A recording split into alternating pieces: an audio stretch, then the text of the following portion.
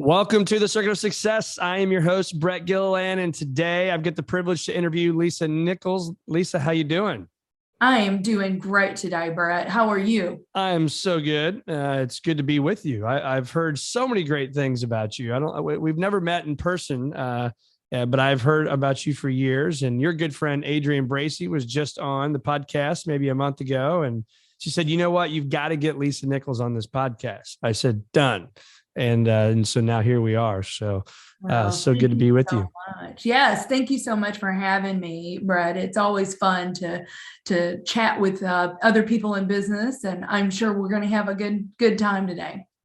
That's right. Well, you are the CEO and founder of Technology Partners, a co-founder. You and your husband co-founded that, and now have 350 plus employees, which is amazing. You have a podcast called Something Extra, and you are a wife, a mother, and probably the best title of all, a grandma. That is the best title of all. I call myself, I'm not great, but I say I'm a yaya. That's what he A calls yeah. Okay. a No grandma. yaya. You're a yeah. No, Okay. yes, and his name is Sawyer. He's 9 years old, and he is the light of our life. That So is awesome. Yeah, my mom is Nana and my mother-in-law is Tata. So we've got Nana and Tata at our house. Well, very good. If you could, Lisa, maybe give us a little backstory of kind of what's made you the woman you are today, and all the stuff that you guys are doing in your company. It's amazing, and you're impacting, really probably the world, but also the greater St. Louis area and the things that you are all doing in your company. And so, would love to just kind of hear what made Lisa Nichols the woman you are today. Oh my goodness. Well, there's a lot there that made me the woman I am today. But let me just kind of take you back just a little bit on technology partners, if you don't mind, Brett. So, Absolutely. my husband Greg and I, as you said, we co-founded the company together, but we go way back. So we started going to the same church together when we were 3 and 5. Oh my gosh. So yes, and grew up in Kentucky, small western town in Kentucky, and started dating when we were in high school. And so even in high school, we both had an entrepreneurial bent, and we don't have time probably to talk about it today, but I started a little flower business when I was 7 years old. But the tag on that, just to let you know, I started a flower business, but it wasn't a legit business because I stole our neighbor's flowers to start my flower Yeah, business. Which that's was great. not did not bode well for me when my dad found out about that. But we both had an entrepreneurial bent. But even in high school, Greg and I would talk about when we graduated, starting something, and we thought it was going to be. We both went to college to major in accounting, and we thought it would be a CPA firm. Right. But along the way, he switched over and said, I'm going to go into computers. And so we spent the first 10 years of our career in Fortune 500 companies, working for different Fortune 500 companies. And then 27 years ago, decided to jump onto the entrepreneurial wagon. That's when we co-founded Technology Partners. But, we brought our individual strengths to the table, and yeah, it's been a fun ride. But as far as what has made me the woman I am to do today, I would say the first thing I have to shout out is God. I'm a faith-filled woman. Jesus is at the center of everything, of our life, of our business. I would also say, because I met my husband at such a young age, Brett, he was a huge Yeah. factor of, we grew up together, basically. We Right. truly Literally. did. Physically, Yeah. yes, physically, Yeah. emotionally, spiritually, we grew up together. So Greg has been a huge impact on me. And then I had amazing mom and dad that, I look at my mom and dad. My dad had his own business, Brett, and worked his business until he was 85 years old. Oh my goodness. And That that is is amazing.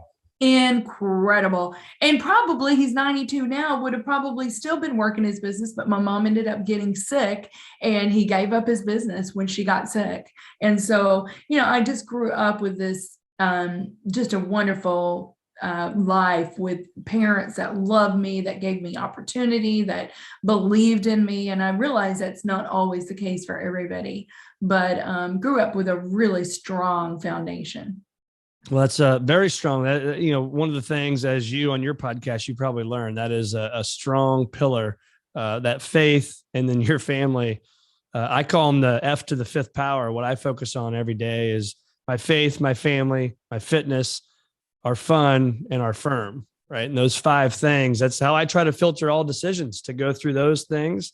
And if I can stay locked and loaded on that, then good things should hopefully happen, right? Oh, that's a great way to live. Yeah. And I'm about simplicity, Brett. So I love what Yes. you just said of F to the fifth, and just looking at all those different, kind of call them buckets too in your life, and just make sure that those buckets are holistic and healthy, and that's part of it. So I love the entrepreneurial journey you talk about. And, myself, I was at a financial industry before, and have been since I was graduated from college. But about it was March of 2014, decided to take this leap and start Visionary and all these things. And so it's scary, right? I mean, and I'm sure you guys felt this. I think you said 1994, but when doing my research, what I loved is you guys took a home equity line, a $30,000 home equity line of credit is what I read. I started your company. Needless to say, you're all in at that point, right? Because it's you and your husband. You get your house on the line, and here we are. We're going to go start this company. I mean, how scary was that? Talk to us about those early days, years, months, whatever it may be. Right. Well, we were young, Brett, and I think naivety sometimes is bliss. We had no idea really what we were doing. There was no playbook. I often say, wow, today you think about the accelerators and the boot camps and things like that. We had none of that, really. Yep. I mean, we were learning by the seat of our pants, basically.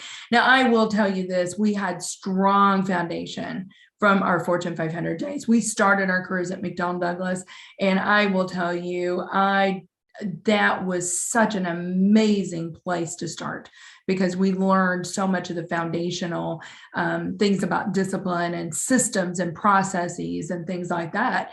But yeah, it was scary. Now, the one thing that I will say, Greg at the time was consulting, and we did not at that time, Brett, I feel very fortunate, we didn't live above our means. We really did live where we could pay our bills based on what he was making consulting. So when we started the company, he's probably working 100-hour weeks, right? Because he's working his consulting job in the business.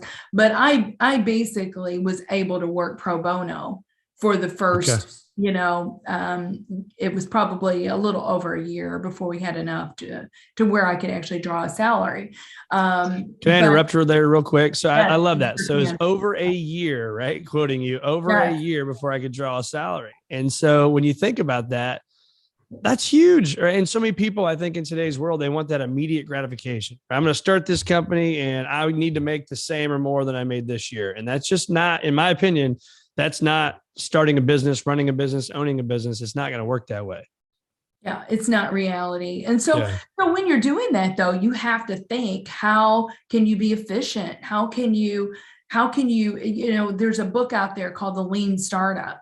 If any of your listeners are thinking about starting a business, that's a great business. You don't want to go out and lease space. You want to start small. Yeah. And so the reason we had to take out the home equity loan, though, Brett, we are in the IT consulting business, and IT people are very highly compensated. So we had to have a way to manage our payroll. Yep. And so really and truly, it was also controlled growth. So we had to say, okay, we can only add this many people this month. It truly was slow and steady. We've been at this for 27 years, and it's been slow and steady, for 27 years. It's not a quick, if people think that you're going to get success overnight, it's just maybe sometimes that happens, but more cases than not, it's a process, right? Yeah, for sure. And I love that too. You talk about had to borrow money basically to pay other people's salaries. I mean, again, those people listening, how many people are willing to do that, right? I'm willing to borrow money, pay interest on the money, and with the belief and the systems in place that it will work out, and I will eventually pay myself back and pay my debt off, right? But I'm going to borrow money to pay other people, and not everybody's willing to do that. Right, right. Well, from the get-go, what we said, Brett, and this still holds true today, if we treat our people fairly, if we treat our people really good, our employees, the people that are working for us, they will in turn turn around, do right by our client, our success will follow. And so for us, that was really important because I will just tell you, Greg was consulting, and some of the firms that he was consulting from or through rather, we would be calling them saying, hey, are we going to get paid? Right. And we just said, that is not who we are. I mean, we will grow very slowly before we don't pay people. Yeah. What, talk about the leaders. I wrote down here, how do we as leaders build employee engagement? I mean, you have, hundreds and hundreds of employees, right? So how do you and Greg focus on, and your leadership team focus on building that client or employee engagement, I should say? Yeah, that's a great question. And it's one that's really important, right? We say all the time, Brett, it's hard to attract people. It's hard to attract the right people. Yeah. But it's also, once you attract them, you've got to retain them, you've got to engage them. Yeah. So yeah, that's been important to us from the get-go is the way that we treat them. So in terms of our consultants, we came on, when we came on the scene 27 years ago, we had a very innovative, different business model. So most of the consulting firms that we were interacting with that were on the market at the time, they would try and get as much of a margin as they could. And so they would charge the client as much as they could, pay the person the least amount that they could get away with, right? And we said from the get-go, that's not who we are. We are gonna try to be operationally efficient. We're gonna give the lion's share of the bill rate back to the person doing the work, the frontline worker. Yeah. And they're going to be more loyal. They're going to want to work for us for one thing. And then they're going to be more loyal because they know that we are being transparent with that. Transparency is one of our core values, and be transparent and trust is one of our core values. And so from the get-go, we said, no, we're going to let the client know, here's what we're paying our person. Yeah, obviously they know what they're being billed at, right? But on the contrary, we said, they know that number. They know that number, right? But then on the contrary, we said, we're going to let the person that's doing the work know what they're being billed at. And very low, consistent margin. But now listen, the secret sauce, the secret is, how do you do that? Right? Because a lot of companies cannot operate on that kind of margin. So from the get-go, we've used systems. We've used technology really to drive the efficiency in our company. Yeah. And so I would say that's one of the things, is that we really truly do work to compensate people very fairly. And then we've got a family feel. I mean, we give flexibility. We were given flexibility before the pandemic happened, and people were able to work from home. And I would tell you, I can't remember what year it was, Brett, but I want to say maybe 5 years ago that we won best workplace, and we got one of the special recognitions for workplace or work-life balance and flexibility. So. And that's huge too, to focus on that for people. I mean, at companies, to have that work life, we call it work-life integration, because it's hard to really balance the two, as you know, right? To think about, well, if you had a bad day at home or a bad day at work, that stuff can come home with you. Right. So how do we integrate those two to make it good? And so, and from what I know about you and what I've heard about you, you're a very positive person. Right. And so how do you lift up others? Because if you just grab your cell phone, you can find enough negative news in the next 30 seconds to like destroy your entire week. Right. If you let it go there. But how do you personally lift others up, whether that's at home or at work? What are you doing in that avenue? Yeah, that is a great question. Well, thank you for calling that out in me. That is, if you've done Strength Finders, positivity is one of my strengths. That's one of my top strengths. So thank you. Which I recommend everybody doing that. Read the book and do the test. It's amazing.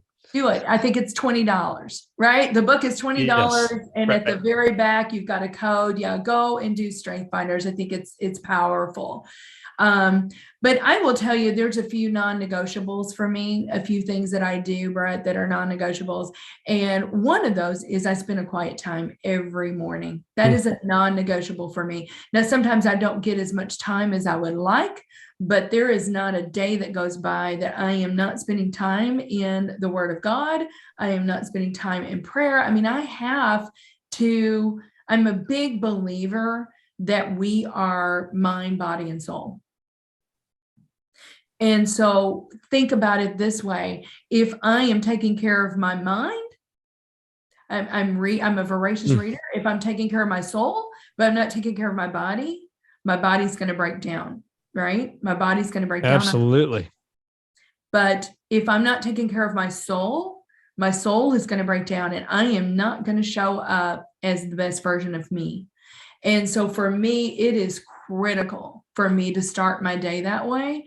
And it truly, doing that really, truly centers me. And, the more that I can pour in that way, the more that's going to pour out. And I'm going to recognize the other thing that I do believe too. If you don't center yourself that way, you're going to miss those opportunities too, to speak a word of life into somebody. And, to see those opportunities where you can lift other people up. But yeah, that's a great question. So that's solid right there. So mind, body, and soul. So to continue that, I think mind is obviously, you said you're reading, right? So you're spending time reading. I do it every single day. And you've got all these great books behind you, all these behind me that you can't see. My deal is 10 pages a day, right? If I read 10 pages a day, that's at least 24 to 25 books a year. Multiply that over 4, that's 100 books, right? If you're reading 100 books and I'm not reading anything, there's a much better likelihood that you're going to win in life, whatever that win looks like for you, if you're reading, right? So that's your mind. Your body, I'm assuming that means just movement, right? Whether that's going for a walk, it's eating the right stuff, it's a little bit of exercise, whatever it may be. That's my body. My soul is the quiet time. And here's where I want to drill in on that a little bit, is that's your faith as well. But that quiet time, I call it strategic think time. And I do it for a couple hours on Thursdays with a journal and me and no technology. And I've done it since August of 2005. That is the hardest thing, I think, for people to do that are busy, go-getters. I struggle with it at first. And I share that with tons of people now, and they struggle with it to actually slow down. So I'll be quiet here in a second, but how do you do that? Because is it tough for you early on and now you learned it? It's so tough. It is so tough for me because I am an activist. I am a doer. I've been described, Brett, as the Energizer Bunny. I just go. My mind goes. There's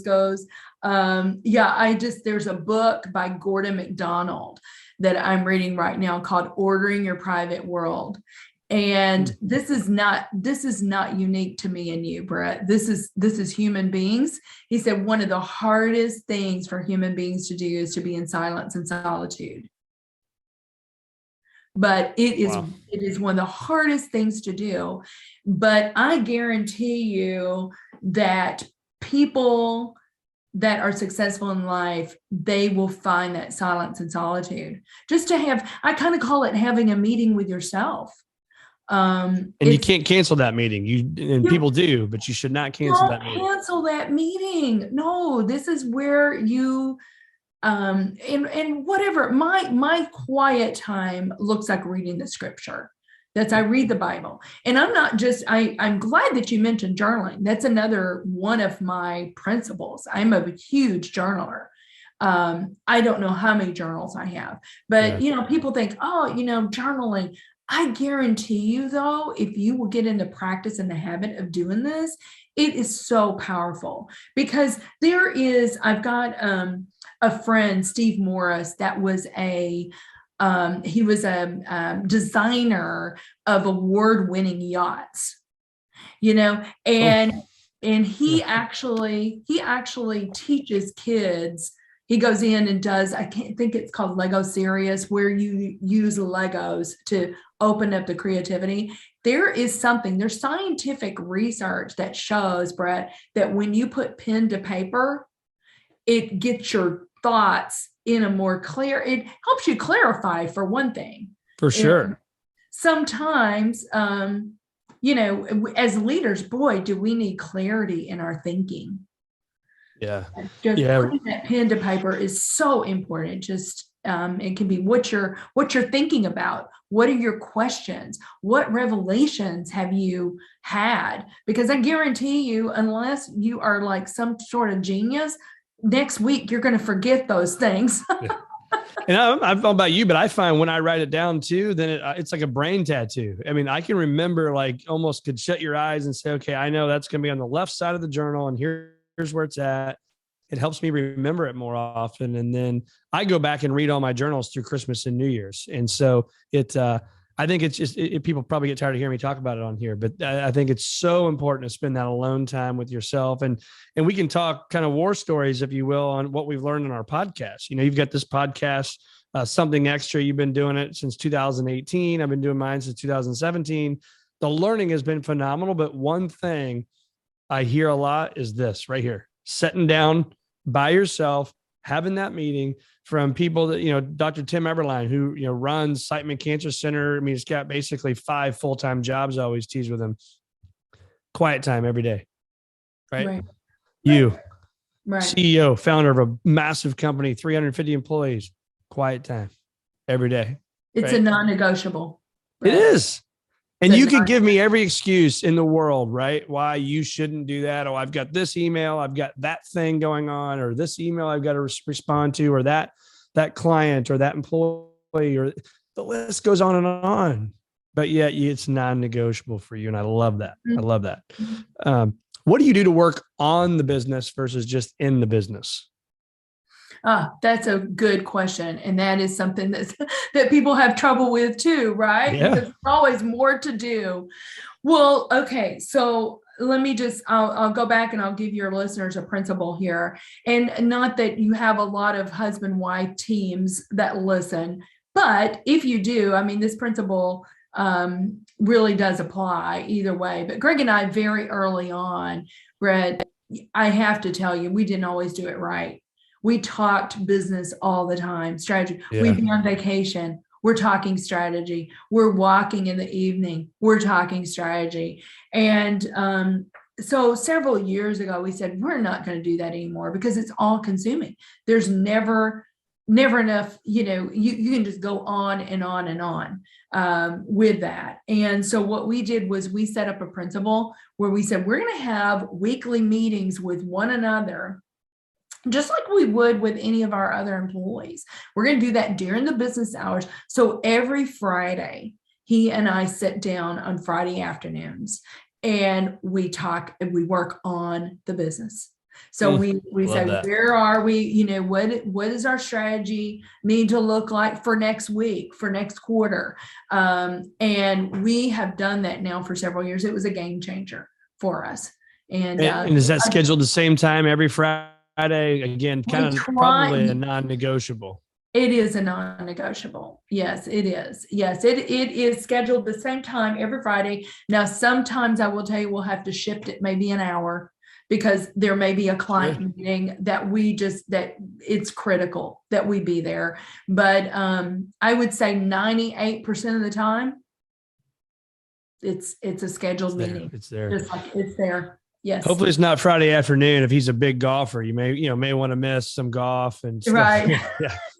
Exactly. It's like the weather's getting nice. If I look forward for that in a few months when we can get back outside. It's a little chilly now, but we're doing all right. What do you do to stay in the moment? Right. I mean, you've got, children, you've got, Yaya, I think you called yourself, right? As you get this grandchild. I mean, again, all the work stuff, the podcast stuff, all the charitable stuff you're doing. That's another whole podcast we could talk about. The boards and the charity work that you do is amazing. How do you stay in the moment and enjoy the journey? Yeah, that's a great question. And I will tell you, I have not perfected this yet, but I am trying. I truly am. So if I am with my family, I am trying not to look at my phone. Just enjoying. I'll give you, for instance, a few weeks ago, it was so much fun because I don't know if you've read, Brett, I know you're a big reader too. I'm trying to think who wrote this. I think it was Greg McCowan that wrote. Yeah. Essentialism. Right. Essentialism. Yes. Yeah. Essentialism. And then the other book I love is The One Thing. Yeah. Have you read The One Thing? Yeah. By Jay Papasan. Oh my word. I love that book. He's a guy you need to get on your podcast. I had him on my podcast. He was awesome. Jay. Oh, good. Well, maybe you can make that happen for me. Absolutely. I love that book, The One Thing. But, really, you've got all of these different things pulling at you, right? You got your family, you've got your business, you've got your the community, as you had alluded to. There's a lot there.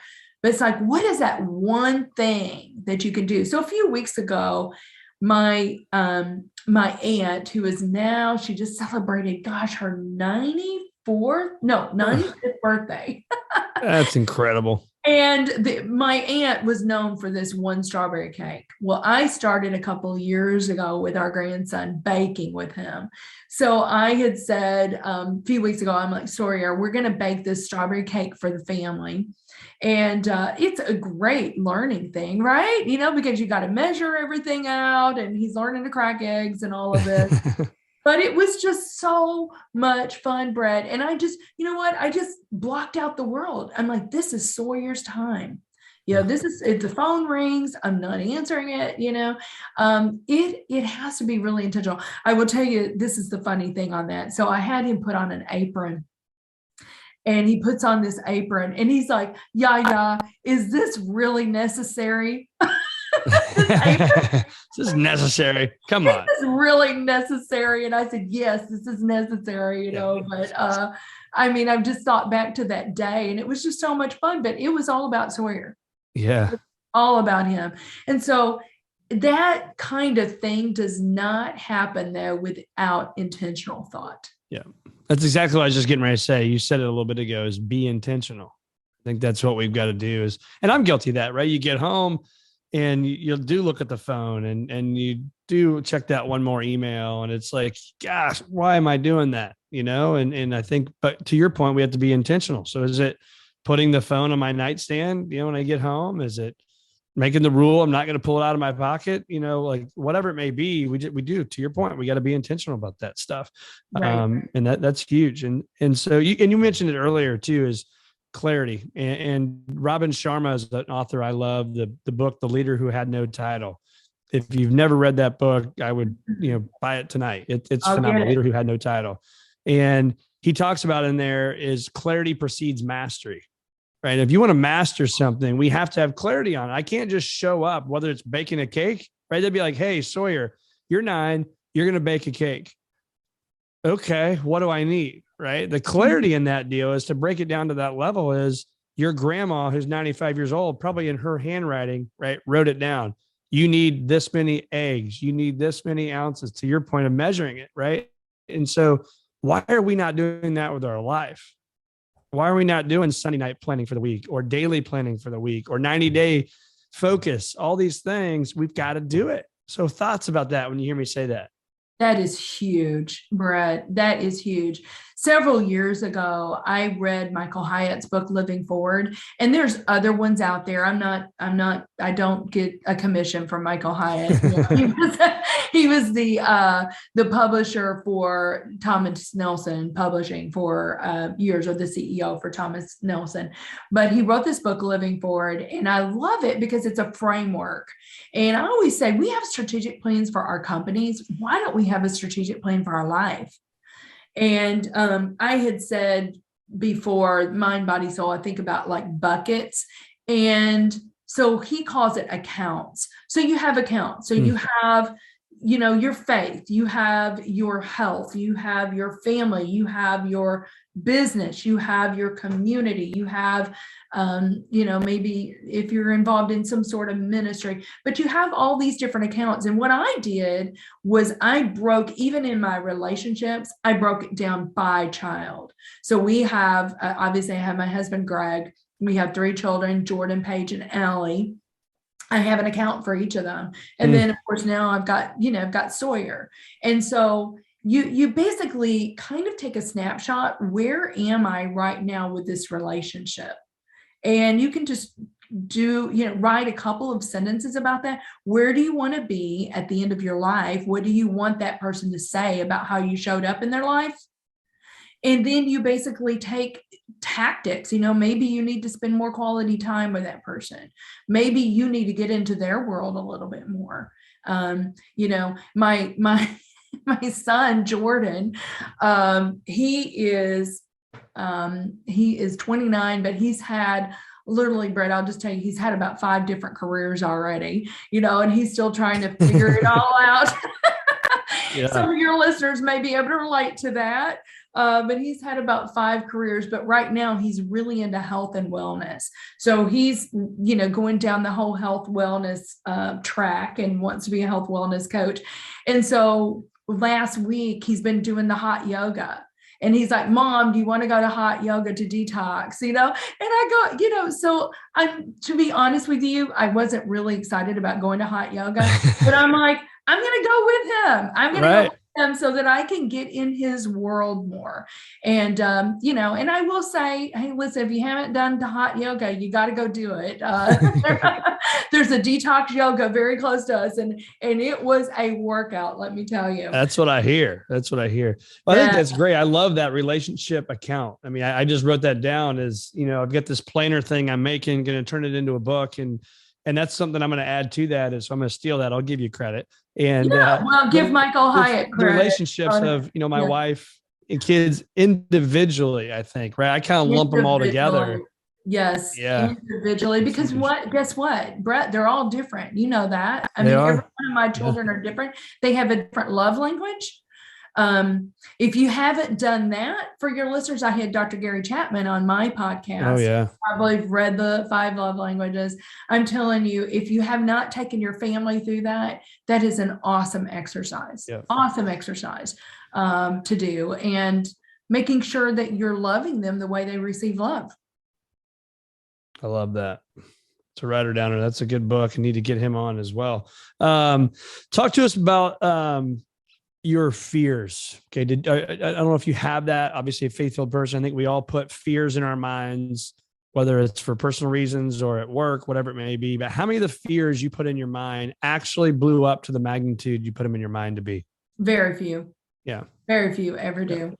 I'll tell you, I don't know if your listeners have you read Dr. Jason Selk's books, Brett?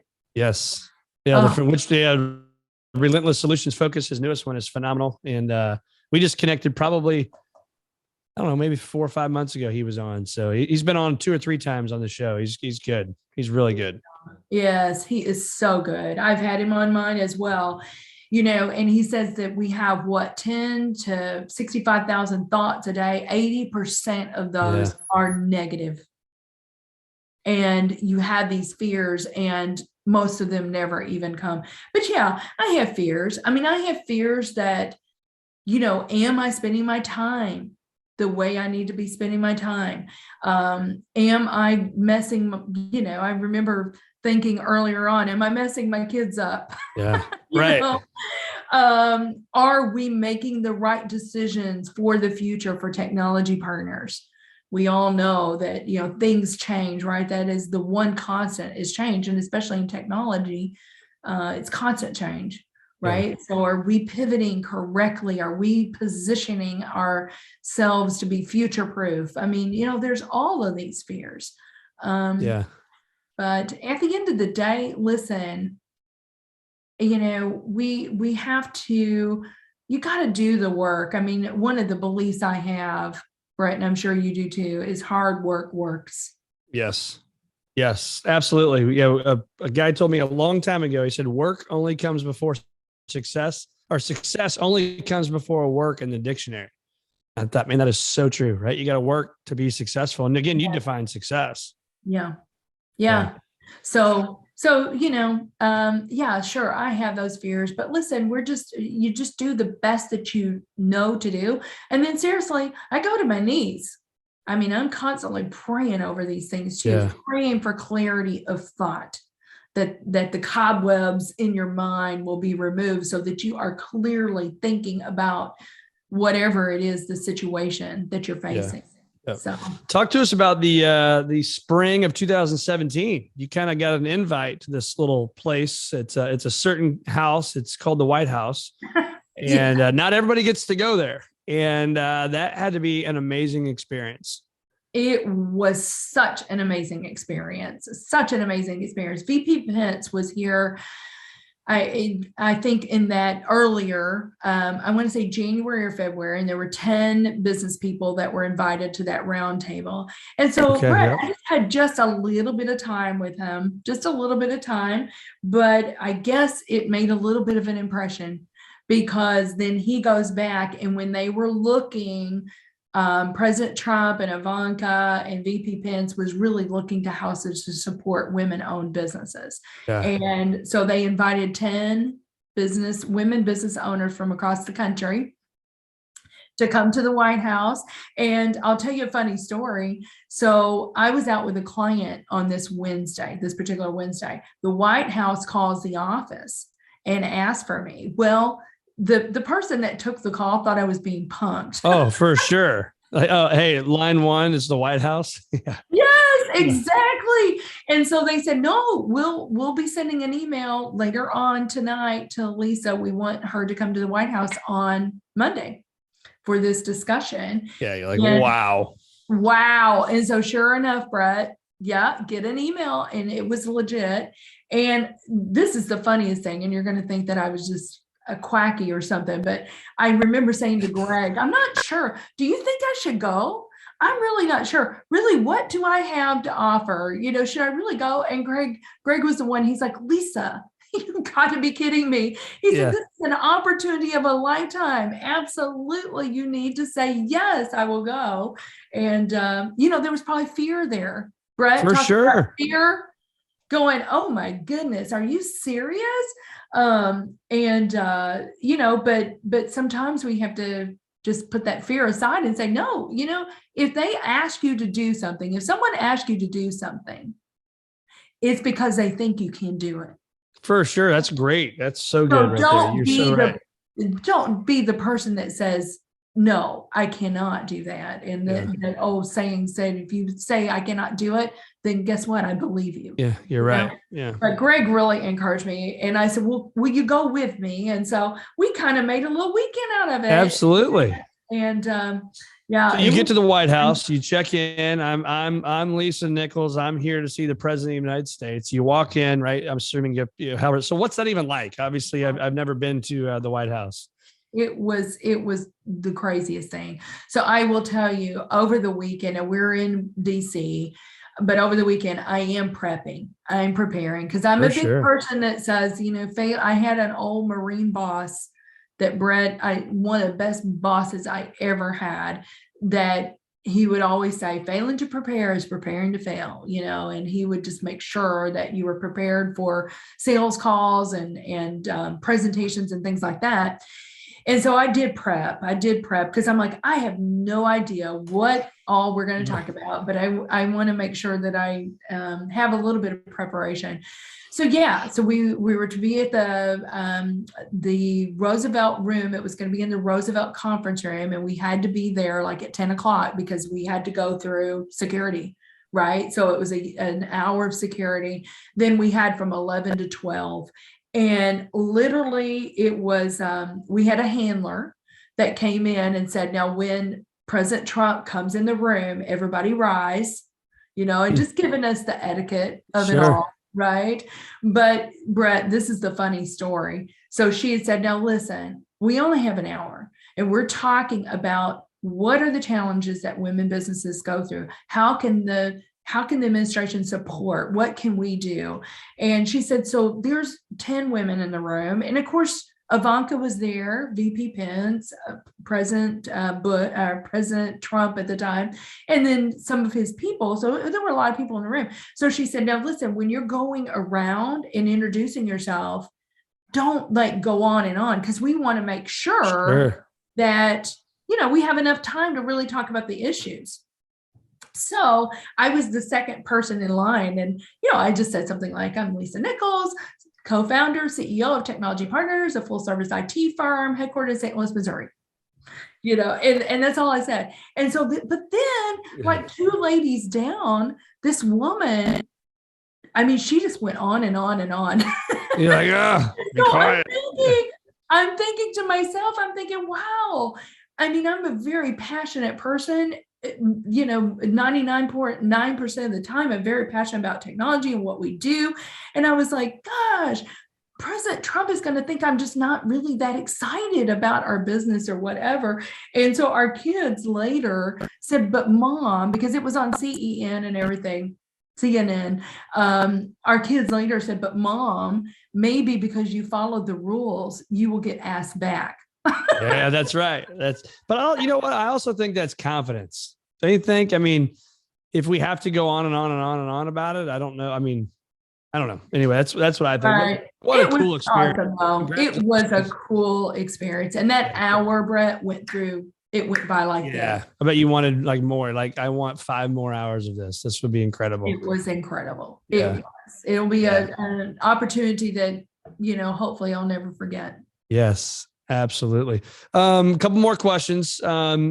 So how do you get outside of your comfort zone? I call it the comfort zone callus, right? This circle, we go to the edge of it and we bounce back because the middle is warm and fuzzy and all this stuff. And we start to build this callus that we can't bust through. So how do you bust through it and get out of your comfort zone? Right. Well, I'm going to say this, but I'm going to say it with a caveat. I say yes to things, even if they don't feel super comfortable. So a few years ago, I got appointed by the governor to be on the Missouri Technology Corporation board. And this is really where we are putting seed money and money into startups and things. And they're presenting their pitches to us. And then we're going through that due diligence. And quite truthfully, I've never done that. Now I've been on the other side, obviously, of us, but I've never really done that. But, saying yes to things, even if you don't have experience. And, I will say yes to things, but I'm going to say that with a caveat, because what I have learned, part of who I am, Brett, I can tend to be a people pleaser. How that translates into and fleshes out in life is that you say yes to everything because you don't want to disappoint people. And let me just say, that is a slippery slope. And that is a trap that you do not need to get into, because, if you're not putting boundaries around your time and your energy, you're going to be living somebody else's life. And I don't want to get to the end of my life and realize that, right? So I'm saying that, I know it sounds double-edged, but you got to protect your yes too. And I have learned that as I've gotten older. And that's so powerful too. I mean, you hear, people talk, Warren Buffett or Jeff Bezos, whoever, they talk about that is the power of no. And I think as leaders, you get asked so many things, and I'm guilty of it over the years. To your point, you want to make everybody happy. So then I'll say yes. Now that's done a lot of good too, because I'll say yes and just go, and then you make things happen and you learn as you go. But there's some times where it can be a time suck, and so you got to be very careful. So that's a focus of mine. So, any major learnings you've had from this pandemic? I mean, has that taught you anything from a business side, as a leader, as a parent, anything? Oh, goodness gracious. There's a lot, really. There's a lot. I think I've always been an empathic person, but just knowing that this has been so hard on so many people, it's just, I've learned more empathy. I've learned that, really it is people that matters most. From a personal standpoint, I had a lot of fun gardening. I got into some things that maybe I wouldn't have got into otherwise, and just really enjoyed that. I think really, I think also at the very beginning of the pandemic, and I'm sure you're the same way, Brett, but we are go, go, go. I said before that I'm an activist. I have been described as the Energizer Bunny, and it really forced us, right, to slow down. I don't ever want to hop on that hamster wheel again. I don't ever want to get on that. I agree. where I feel like I need to be at this gala and I need to be at this networking event. No, if it works, I will do it. But, you got to put some boundaries around that. And, what really matters at the end of the day is just people. And, yeah. That's good. That's good. It was, having 4 kids and my kids are younger, so they are constantly, we're going to games and different things. And it was amazing, right? I mean, it was a lot of bad happened. But that was a nice kind of a reboot for family time, right? Games, dinners at home, all those things. It was incredible. Lots of board games. Yes, yeah. Lots of board games, lots of dinners, lots of cooking together. Yeah. I hope that we do not, I hope we don't lose sight of that, Brett. Yeah. I really do. Yep. Couldn't agree more. Well, where can our listeners find more of Lisa Nichols? Lika, that's your new name. Lisa Nichols. Where can our listeners find more of you? Yeah, absolutely. Well, go to the Technology Partners website. It's the URL is www.technologypartners.net. Okay. And so the podcast is there, but the podcast, Something Extra, if you haven't listened to that, the inspiration for that was our youngest daughter, Allie. And like Brett, I'm talking to leaders from all walks of life, and I learn from these leaders, but we're just talking about their leadership journeys and their insights. And so that podcast is on every major platform that you can find it on Apple, and you can find it on Google and Spotify and all major platforms. So yeah, that's a little bit about me. I'm on LinkedIn. I'm very active on LinkedIn. So perfect. If you want to connect, please reach out to me. I love connecting with people. So, and you do actually do that, because hence why we are here today. I reached out to you through LinkedIn, You did. So, yeah, you did reach out. And here we are. Yeah. So, and tell us a little bit about that, if you don't mind. So I love the name Something Extra, and you talked about the inspiration behind that, your daughter, Allie. Tell us a little bit about that. Yeah. Well, okay. So our youngest daughter, Allie, and I post a lot about Allie. Allie's our youngest daughter. She's 26. She is a little girl with Down syndrome. And I will tell you, she has been one of my greatest teachers in life, Brett. I have learned more from this little girl, just about how to live, how to live in the moment. Talking about living in the moment, I need to let you get Allie on the podcast. Yeah. So you can ask her, how do you live in the moment? I mean, it's really whatever is in front of her is what she's focused on. Unless it's getting close to dinner time, she may be thinking about food, but that's the only time when you may see a little distraction from Allie. But I just learned so much from this girl about love, unconditional love of people. She just has all these something extra. She scientifically has an extra 21st chromosome. That's what makes her Down syndrome. That's why you often will hear it referred to as trisomy 21. It's because there's 3 21st chromosomes. But when you get to know her, she's got lots of something extras.